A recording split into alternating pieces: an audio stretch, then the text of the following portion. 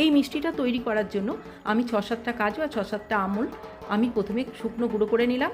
এবার ওর মধ্যেই 150 গ্রাম সুজি দিয়ে গুঁড়ো করে নিলাম।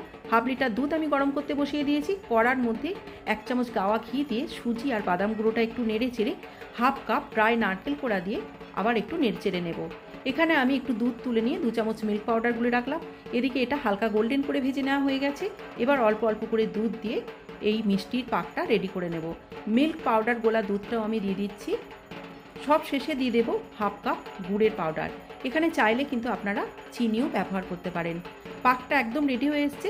এই পর্যায়ে আমি একটু এলাচের গুঁড়ো আর হাফ চামচ গাওয়া ঘি দিয়ে হালকা ঠান্ডা করে নিলাম।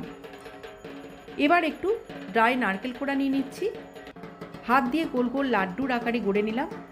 এবার নারকেলের মধ্যে এটা কোট করে নিলাম। খুব সহজেই কিন্তু এই মিষ্টিটা তৈরি হয়ে যায়, একবার বানিয়ে দেখতে পারেন।